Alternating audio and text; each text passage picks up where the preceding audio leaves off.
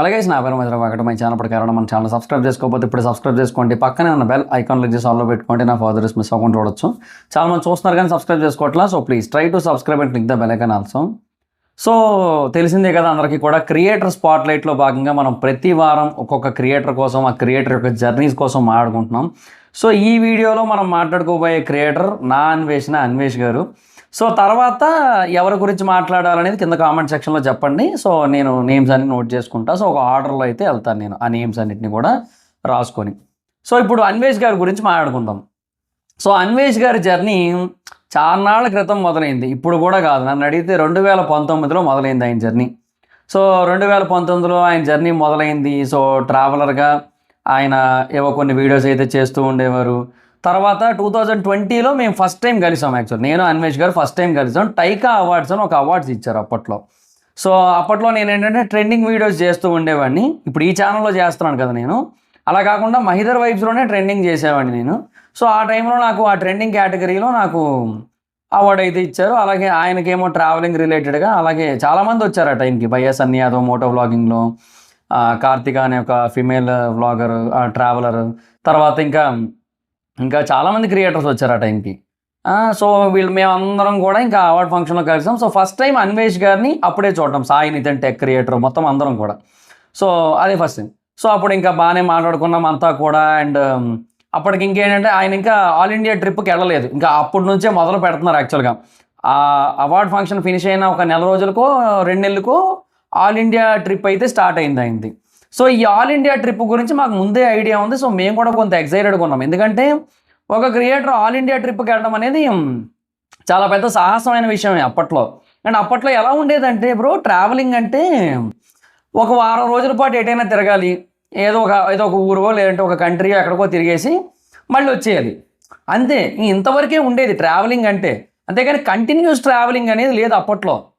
అది ఎవరు అంత ఇంట్రెస్ట్ చూపించేవారు కాదు.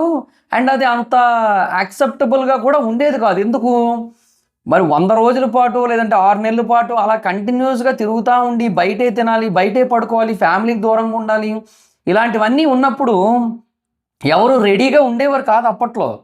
సో ఏదైనా ఒక లోకల్ ప్లేస్లో ఉన్నవాళ్ళు లోకల్ ట్రావెలింగ్ చేయడం వేరు మళ్ళీ.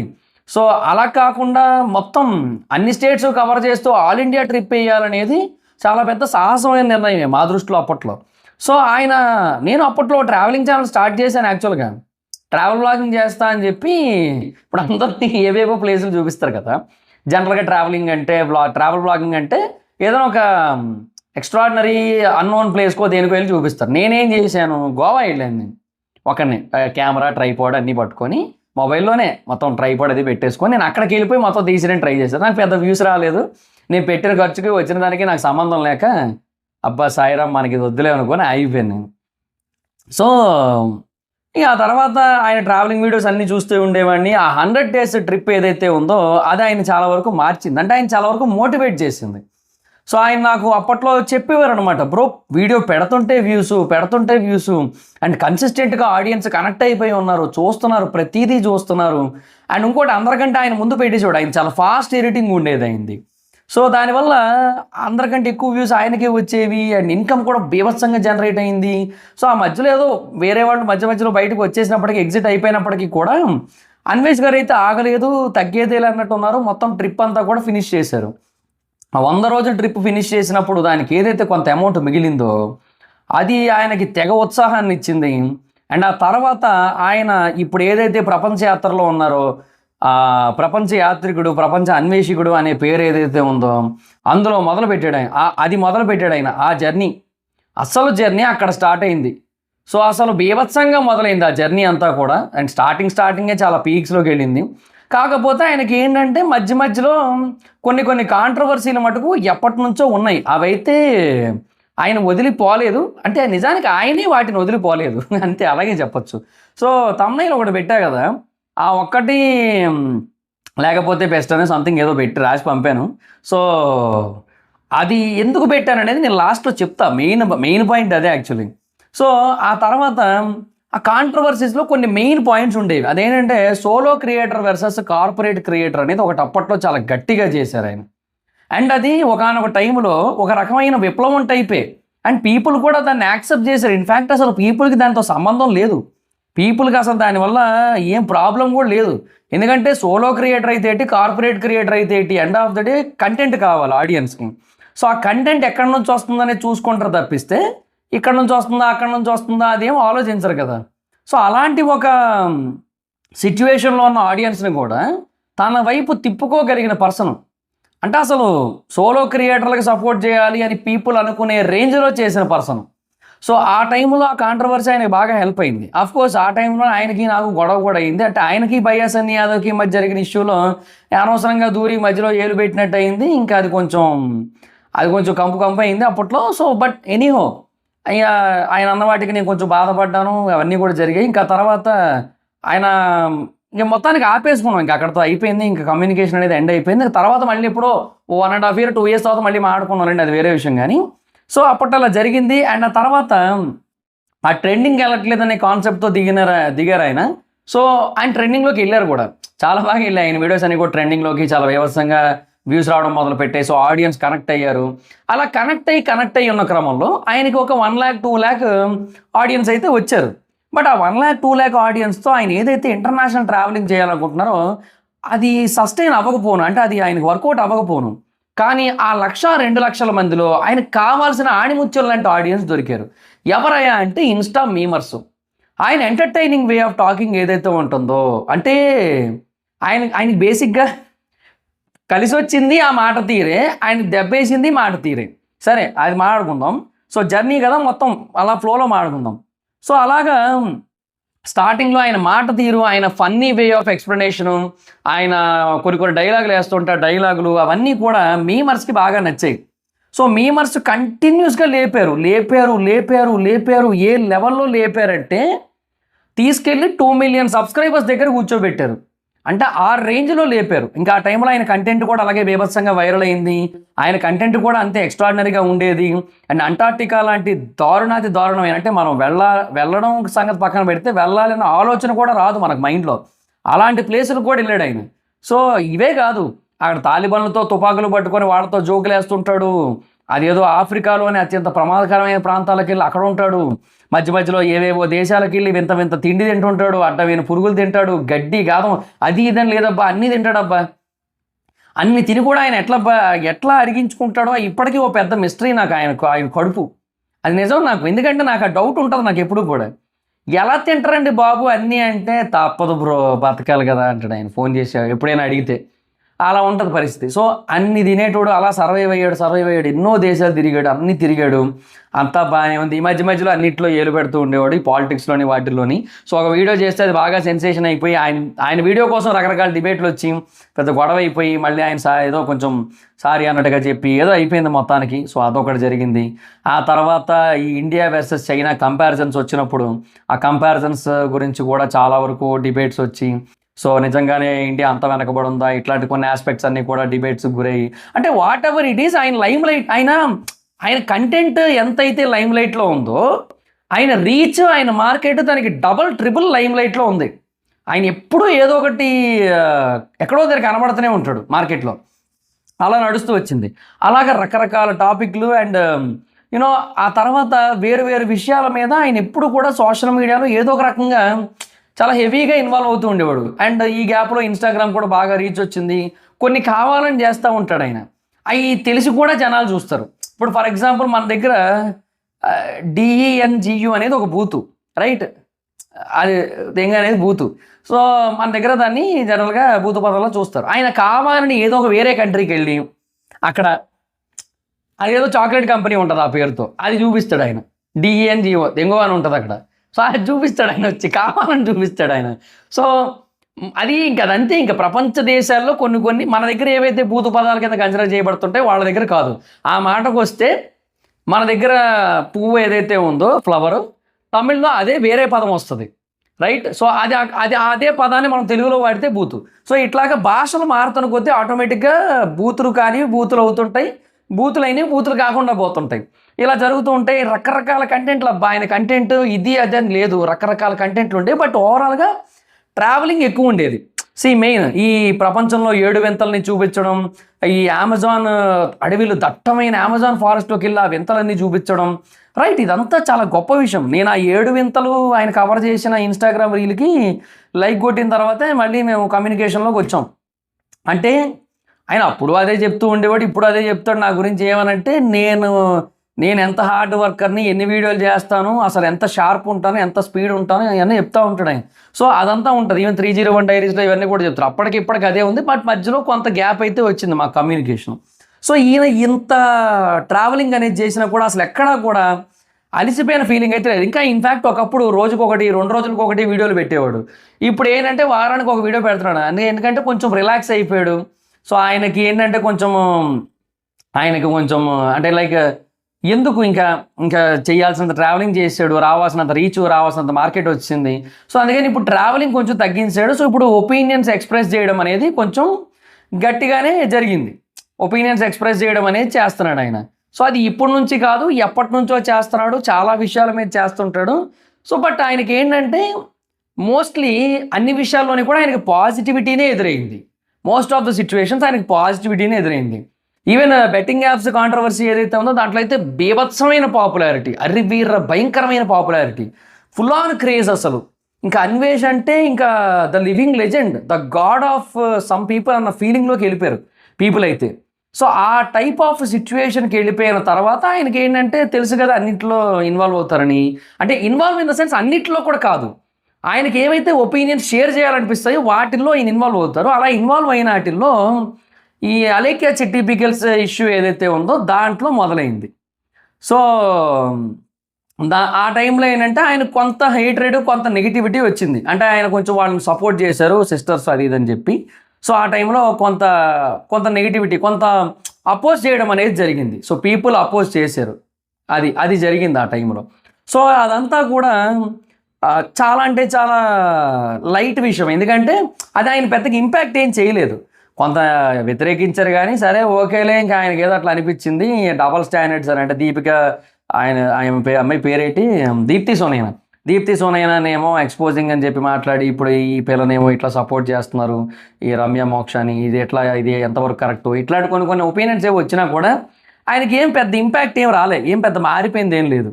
సో బికాజ్ అది వచ్చినా కూడా అది రిఫ్లెక్ట్ అవ్వలే. అంటే లైక్ ఇప్పుడు సబ్స్క్రైబర్స్ వెళ్ళిపోవడం, ఇన్స్టాగ్రామ్లో ఫాలోవర్స్ తగ్గిపోవడం ఇదేం జరగల.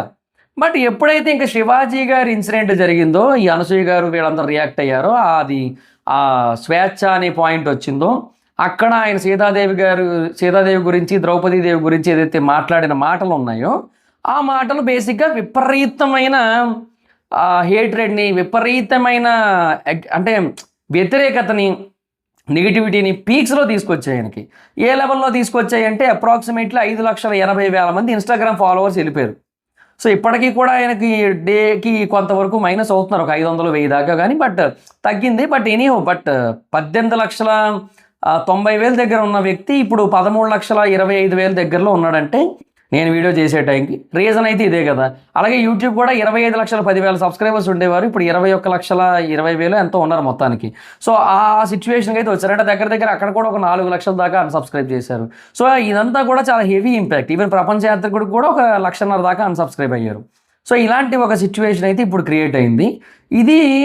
ఇది జరగడానికి కూడా ఒక రీజన్ ఉంది. అంటే ఇంతకుముందు వేరు విషయాలు, అంటే పీపుల్ సపోర్ట్ చేసే విషయాలు కొన్ని ఉంటాయి. ఇప్పుడు ఫర్ ఎగ్జాంపుల్ ఆ బెట్టింగ్ కాంట్రవర్సీని తీసుకుంటే ఇప్పుడు అందులో పల్లవి ప్రశాంత్ ఉన్నాడు. పల్లవి ప్రశాంత్ని తిడితే పీపుల్ అందరికీ చాలా హ్యాపీ అనిపించింది. ఎందుకంటే పల్లవి ప్రశాంత్ అంటే చాలా మందికి నచ్చదు కాబట్టి, మెజారిటీ ఆఫ్ ద పీపుల్కి నచ్చదు. అట్లీస్ట్ ఒక సమ్ పోర్షన్ ఆఫ్ పీపుల్కి నచ్చుతాడేమో కానీ, బట్ మెజారిటీ ఆఫ్ ద పీపుల్కి పల్లవి ప్రశాంత్ నచ్చడు.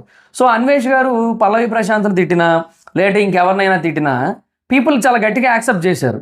సో ఆ టైంలో చాలా హెవీగా ట్రోలింగ్ చేసి, చాలా హెవీగా పరుష పదాలు అంటారు చూడండి తెలుగులో, అలాంటి వాటన్నిటిని వాడినా కూడా అసలు ఆయనకి ఎక్కడ కూడా ప్రాబ్లం అనేది రాలేదనమాట. బట్ ఇక్కడ ఈ టాపిక్లోకి వచ్చినప్పుడు సీతాదేవి గురించి, ద్రౌపదీదేవి గురించి కొన్ని మాటలు వాడినప్పుడు దాన్ని పీపుల్ తీసుకోలేకపోయారు, యాక్సెప్ట్ చేయలేకపోయారు. సో ఇదే అన్వేష్ గారు అలా మాట్లాడారు కదా అప్పట్లో, మరి ఇప్పుడు కూడా అలాగంటే లేదు. చెప్తున్నాను కదా, ఎండ్ ఆఫ్ ది డే ప్రజల నమ్మకాలను బట్టి ఎవరైనా ఉండాల్సిందే. అది ఎవరైనా, సోషల్ మీడియా పీపుల్ అయినా, పొలిటీషియన్స్ అయినా, ఎవరైనా సరే. ఇప్పుడు నేను ఒకటి నమ్మాను, ఆ నమ్మిన దాన్నే ప్రజలందరూ నమ్మాలి గుడ్డిగా. వాళ్ళ నమ్మకంతో నాకు పని లేదు, వాళ్ళు ఇంకోలా ఆలోచిస్తున్నా సరే నేను మాత్రం ఇలాగే ఆలోచిస్తాను, వాళ్ళు నా అలాగే ఆలోచించాలనుకుంటాను అంటే అది ఎంత పెద్ద రాజకీయ నాయకుడైనా, ఎంత పెద్ద సోషల్ మీడియా క్రియేటర్ అయినా, లేదంటే ఎంత పెద్ద మంచి పేరున్న వ్యక్తి అయినా, ఏదైనా సరే డౌన్ఫాల్ అనేది కన్ఫామ్. సో ఆ డౌన్ఫాల్ అనేది ఇప్పుడు ఆయనకి ఆ పరంగా జరిగిందనమాట. సో ఇప్పుడు ఆయన ఏంటంటే వేరే టాపిక్స్ అవి చేస్తున్నారు, లైక్ ఈ ట్రెండింగ్ టాపిక్స్ ఏవైతే ఉంటాయి ప్రపంచ యాత్రికుల్లో వాటి గురించి రియాక్ట్ అవుతున్నారు. మహాభారతం అది కూడా చేశారు ఇంతకుముందు. సో ఇప్పుడు వీటి గురించి రియాక్ట్ అవుతున్నారు. అండ్ తర్వాత ఇప్పుడు ట్రావెలింగ్ కొంతవరకు తగ్గించారన్నట్టున్నారు నాకు తెలిసి ఇప్పుడున్న సిచ్యువేషన్. సో నేను స్టార్టింగ్లో అన్నాను కదా ఒకటి తగ్గిస్తే చాలని. సో ఆ ఒకటి ఏంటంటే అంటే మాట తీరు చాలా అంటే చాలా ఎలా చెప్పాలో కూడా నాకు అంటే ఎలా అంటే ఇప్పుడు ఆయన మాట తీరు ఎలా ఉంటుందంటే నేను చెప్పింది 100కి 200% రైట్ అనేది ఒకటి ఉంటుంది కదా, దాన్ని పీపుల్ ఎలాగైనా సరే యాక్సెప్ట్ చేసేస్తారు అనే ఒక మైండ్ సెట్ ఒకటి ఉంటుంది కదా, అదొక్కటి తగ్గిస్తే బెటర్, ఇంకా అంతే, ఇంకేమీ లేదు. ఇప్పుడు అదే చెప్తున్నా, ఆయన కొన్నిసార్లు ఆగి ఆలోచించాలి. అరే ఇప్పుడు నేను ఒకటి చెప్పాలనుకుంటున్నా, ఈ చెప్పిన దాన్ని పీపుల్ యాక్సెప్ట్ చేస్తారా లేదా, పీపుల్ మైండ్లో ఏముంది, జనాలు ఏమనుకుంటున్నారు, జనాలు ఏమనుకుంటే నాకెందుకు, నేను నాకు అనిపించింది చెప్తా అంటే మిమ్మల్ని ఫాలో అయిన ప్రతి ఒక్కరు కూడా దాన్ని యాక్సెప్ట్ చేయకపోవచ్చు. సో మిమ్మల్ని ఫాలో అయిన వాళ్ళు ఎవరైతే ఉన్నారో వాళ్ళని దృష్టిలో పెట్టుకునే మాట్లాడాలి, లేదంటే సోషల్ మీడియాలో డౌన్ఫాల్ అనేది కన్ఫర్మ్. సో అది ఆగి ఆలోచించడం అనేది లేదు ఆయనలో యాక్చువల్గా. సో అంటే పీపుల్ ఎలా ఆలోచిస్తారనేది చూసుకొని దానికి తగ్గట్టుగా మాట్లాడటం అనేది లేదు.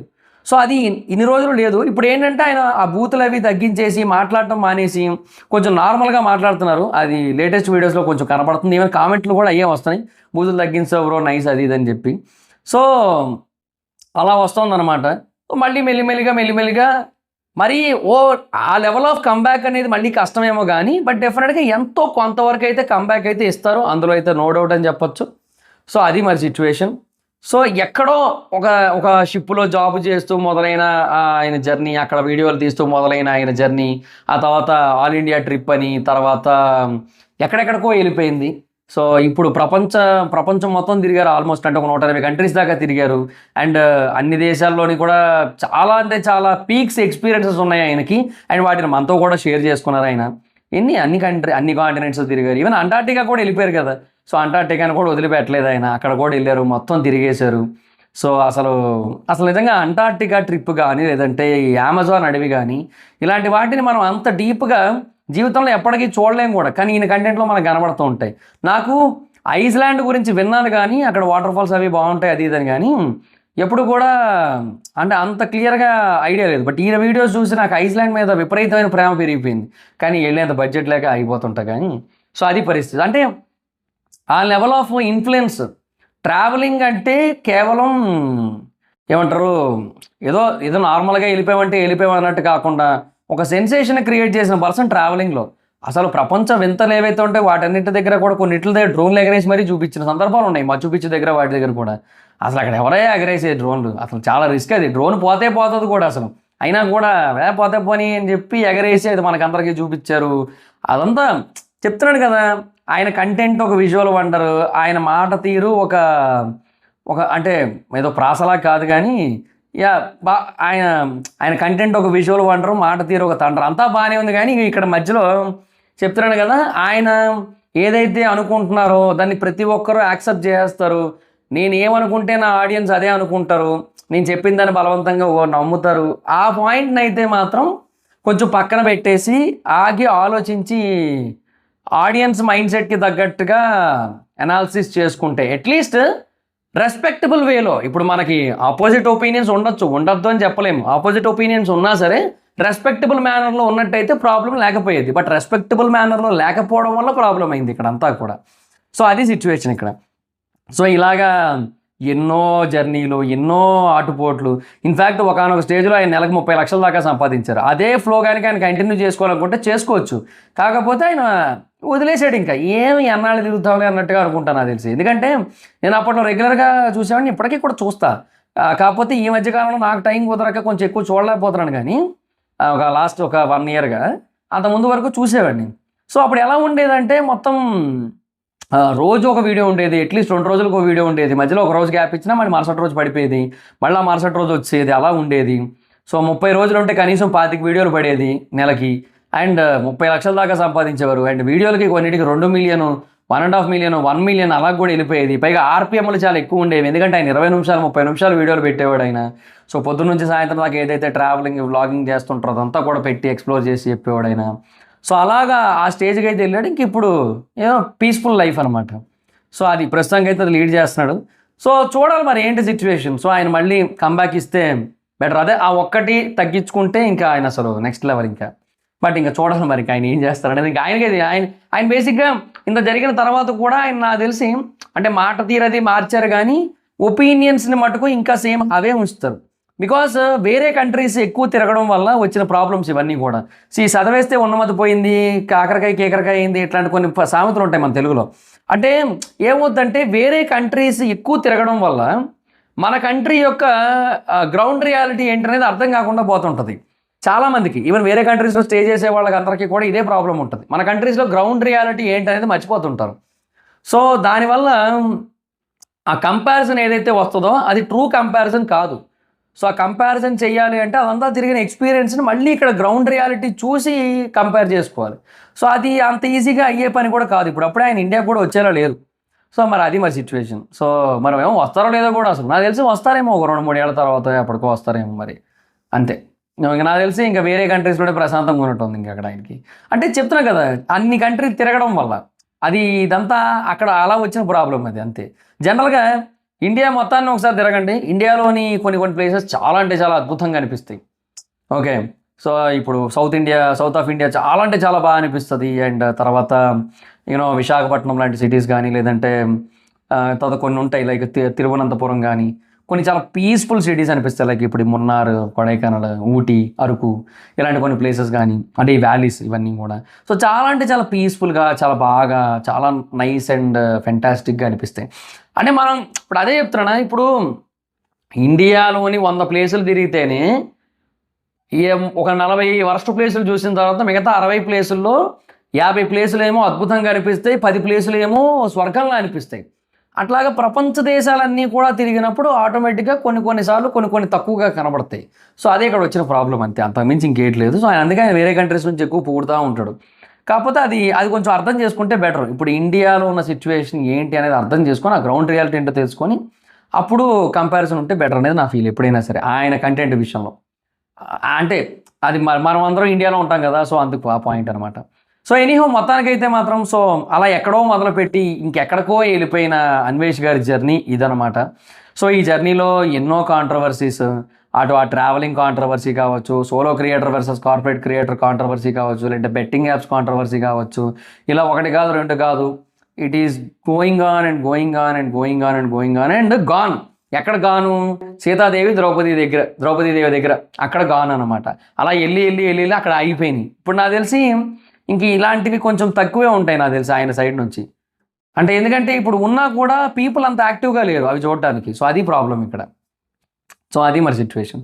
సో ఎనీహో మొత్తానికైతే మాత్రం సో ఇంకా ఇలాగే ఆ ట్రావెలింగ్ జర్నీ అనేది కంటిన్యూ చేయాలి. ఇలాగే మళ్ళీ ఆ ట్రావెలింగ్లో పీక్ కంటెంట్ ఏదైతే ఉంటుందో అది చూపించాలని అయితే ఎక్స్పెక్ట్ చేస్తాను. సో లెట్స్ సీ, చూద్దాం.